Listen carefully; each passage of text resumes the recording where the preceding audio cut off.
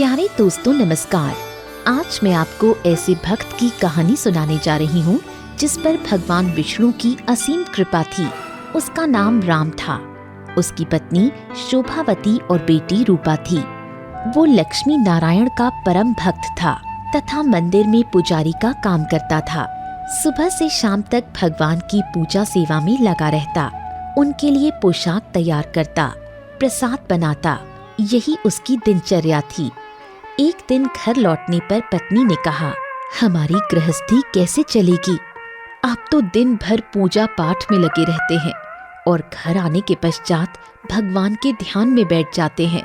केवल मंदिर की कमाई से घर कैसे चलेगा? हम अपनी बेटी का पालन पोषण कैसे करेंगे और उसका विवाह कैसे करेंगे? इतना धन कहाँ से आएगा? हमारी जरूरतें पूरी करने के पश्चात कुछ बचता ही नहीं है। राम ने अपनी पत्नी को समझाते हुए कहा, तुम भगवान विष्णु की आराधना करो, उन पर विश्वास रखो। उनकी कृपा से हमारा गुजारा चल जाएगा। हमारे पैसे जोड़ने से कुछ नहीं होगा। मुझे परेशान करना छोड़ दो। पति की बातें सुनकर शोभावती चिंतित होकर रोने लगी। तब रूपा ने भी उसे समझाना चाहा। बाबा ने जब अपना जीवन भगवान को समर्पित कर दिया है तो वो सब कुछ ठीक ही करेंगे। वे हमारी नैया जरूर पार लगाएंगे। शोभावती को ये सब सुनकर गुस्सा आ गया। उसने कहा, बाप बेटी दोनों एक ही भाषा बोलते हैं। तुम दोनों को भगवान के भरोसे रहना आता है। दुनियादारी की समझ बिल्कुल नहीं है। व्यवहारिक बनो। माँ की फटकार सुनकर रूपा चुप हो गई और उठकर चली गई। राम की दिनचर्या पहले की तरह चलती रही। मंदिर में भक्त लोग जो भी चढ़ाते उसे प्रसाद मानकर घर ले आता था। एक दिन घर लौटते समय एक पत्थर से राम को ठोकर लग गई। उसके पैर से खून निकलने लगा।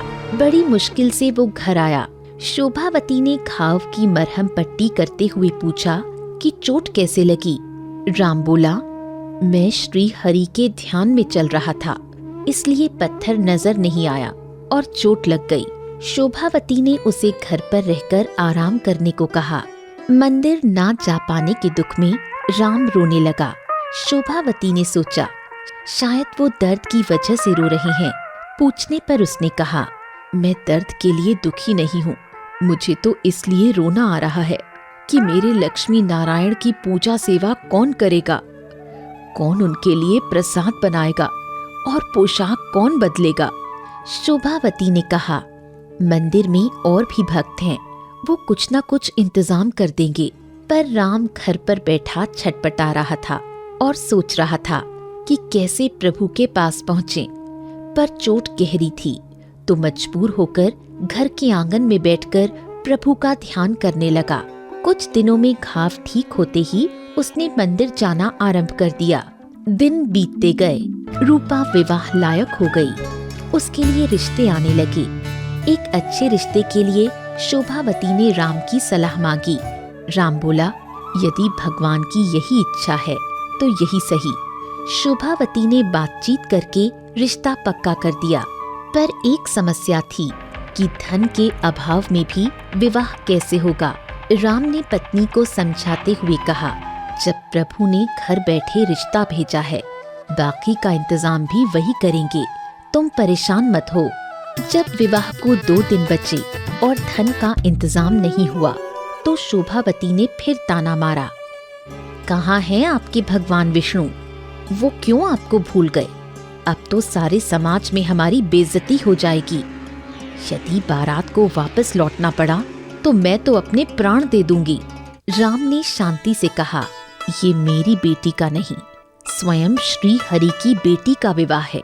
वो जरूर मदद करेंगे, विश्वास रखो।